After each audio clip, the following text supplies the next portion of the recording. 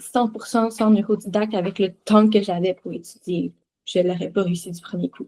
J'ai un trouble de dyslexie et dysorthographie, donc je pensais vraiment pas être dans la gang de monde qui l'ont du premier coup.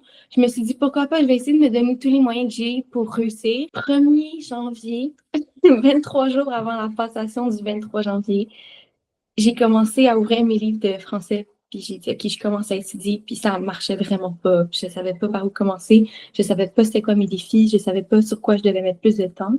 Et j'ai juste écrit dans la barre de recherche sur Internet formation pour le TECFE. Ça a été comme la première proposition. J'ai cliqué dessus et je suis tombée justement sur d'autres vidéos de d'autres étudiants avec des belles expériences.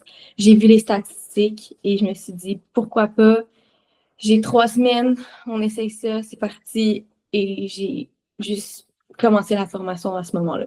Même si tu achètes les manuels pour le TECFE, puis là, tu les ouvres, puis tu sais pas par où commencer, puis là, ça te prend du temps de corriger, puis là, tu bouges dans les pages, tu perds du temps, tu perds de l'énergie.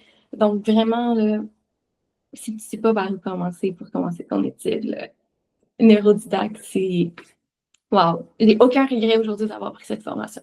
Ça m'a motivée à étudier mon français, sachant sur quoi exactement je dois me concentrer. Je pense que je veux vraiment comme retransmettre ça à mes futurs élèves de peu importe tes défis, on va te donner tous les moyens que tu as besoin, mais c'est à toi d'aller les chercher, puis c'est à toi de faire l'effort pour réaliser ce que tu veux réaliser. Comme ça ne va pas se faire tout seul. Faut prendre son courage, puis commencer quelque part, puis neurodidacte, ça aide justement à encadrer ton étude. Puis c'est motivant aussi savoir que tu n'as pas quand même à aller chercher, OK, je vais faire tel exercice, après ça, il faut que je me corrige. Non, ça se fait presque automatiquement. Tu le vois tout de suite si tu l'as compris ou si tu ne l'as pas compris. Puis des fois, tu penses que tu maîtrises une notion, tu fais le quiz un petit peu plus vite que prévu, puis finalement, tu ne l'as pas vraiment compris. Donc là, ça t'oblige à revenir sur certains aspects, sur certaines notions.